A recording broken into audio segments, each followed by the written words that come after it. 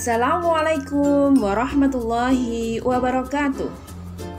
Halo adik-adik, bertemu kembali hari ini kita dengan pelajaran tematik. Hari ini kita akan belajar tema 1, hidup rukun, subtema 2, pembelajaran 6. Oke, yuk kita simak yang berikut ini. Tibalah saatnya pentas seni Hari Kemerdekaan. Anak-anak menyanyikan lagu wajib belajar. Jadi di sini Udin dan teman-temannya menyanyikan lagu wajib belajar. Nanti adik-adik bisa lihat di channel YouTube Kak Citra, lagu wajib belajar. Kalian bisa pelajari dengan orang tua kalian atau dengan teman dan guru kalian. Nah, ini adalah syair dari lagu wajib belajar. Jadi lagu wajib belajar ini adalah lagu dari Restu Narwan Sutarmas dan syairnya dibuat oleh Restu Narwan Sutarmas dan H. Winarno. Nah, di sini ada syairnya dari Mari Kita Laksanakan Wajib Belajar sampai adil, makmur, sejahtera, merata, bahagia. Nanti kalian bisa cari tahu tentang lagu ini, belajar tentang lagu ini di YouTube channel Kak Citra juga ada, atau kalian bisa cari di video yang lain. Nah, di lagu ini apakah ada kalimat ajakan dalam lagu itu? Coba garis bawahi atau kalian sebutkan kalimat ajakannya. Nah, di sini ya, kita lihat lagi. Apakah di sini ada kalimat ajakannya? Ya, ada adik-adik. Kalian harus ingat bahwa kalimat ajakan itu biasanya ditandai dengan adanya kata mari dan ayo. Nah, di sini Kak Citra menemukan ada kalimat ajakan. Yang pertama adalah mari kita laksanakan wajib belajar. Yang kedua adalah ayo kita giatkan wajib belajar. Nah, di sini seharusnya karena ini berupa tulisan diakhiri dengan tanda seru. Lagu wajib belajar adalah lagu yang dipilih bersama oleh Udin dan teman-temannya. Penentuan lagu tersebut dilakukan dengan cara bermusyawarah. Udin memimpin musyawarah. Beberapa lagu ditentukan terlebih dahulu. Jadi di sini sebelum mereka menyanyikan lagu wajib belajar, mereka itu mengadakan musyawarah lagu apa yang akan dinyanyikan. Nah, di sini saat bermusyawarah mereka menentukan terlebih dahulu lagunya apa, lalu kita musyawarahkan sehingga terpilihlah lagu wajib belajar. Setiap anak mengemukakan pendapat secara bergantian. Ada 4 lagu yang diusulkan oleh teman-teman Udin. Akhirnya, lagu wajib belajar dipilih untuk dinyanyikan. Setelah bermusyawarah, para siswa merapikan kelas. Ketua kelas memimpin pembagian tugas. Setiap siswa melaksanakan tugasnya masing-masing. Kelas menjadi bersih dan nyaman untuk belajar. Musyawarah untuk memilih lagu yang akan dinyanyikan merupakan penerapan sila keempat Pancasila. Para siswa bergotong royong merapikan kelas merupakan penerapan sila kelima Pancasila.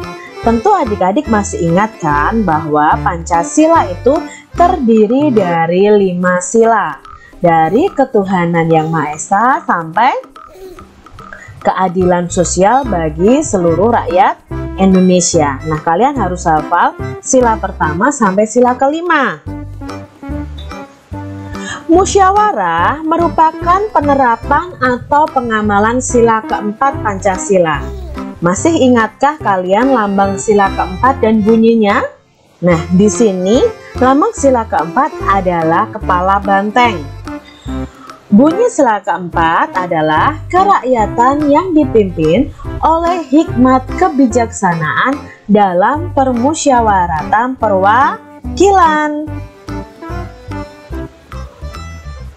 Ini adalah contoh penerapan sila keempat Pancasila dengan teman bermain. Jadi kalau kalian bermain di tempat bermain dengan teman-teman kalian bisa menerapkan sila keempat Pancasila. Pertama, berdiskusi tentang aturan permainan. Nah, kalian mau main apa? Diskusikan dulu aturannya. Lalu kita juga dalam bermain harus menghargai perbedaan pendapat. Mungkin temanmu ingin bermain kasti, atau temanmu yang lain ingin bermain sepak bola, sedangkan kalian ingin bermain misalnya bentengan. Nah, kalian tetap harus saling menghargai walaupun berbeda pendapat. Menerima keputusan pendapat dengan lapang dada. Menerima keputusan musyawarahnya dengan lapang dada. Misalnya dimusyawarahkan akhirnya main kasti. Nah, kalian harus menerimanya.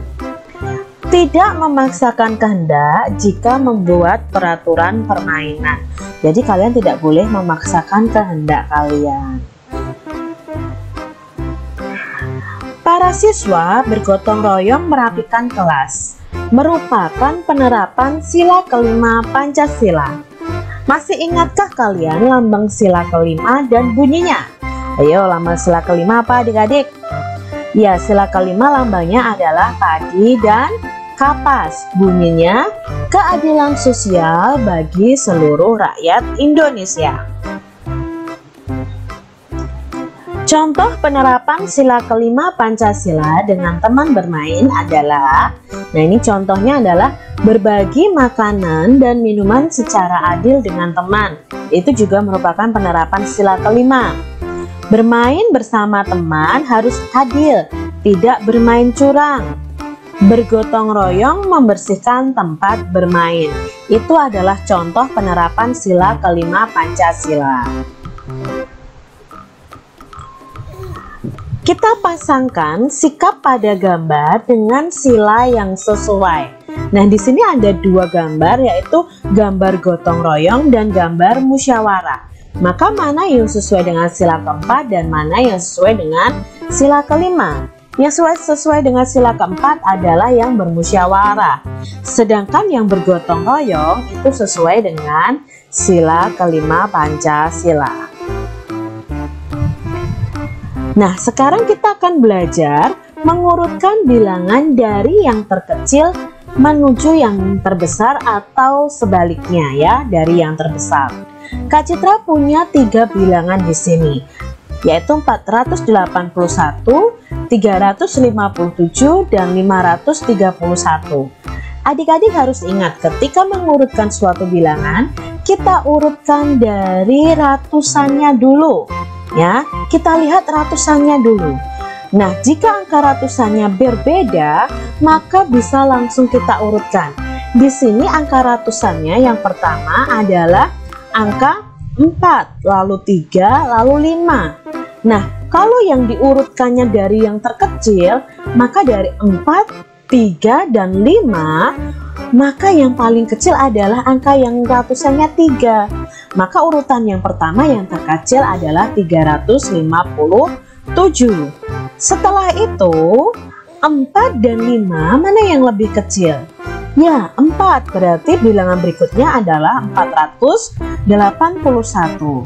Maka yang terakhir bilangan yang terbesar adalah 531. Lalu bagaimana jika diurutkan dari yang terbesar ke yang terkecil?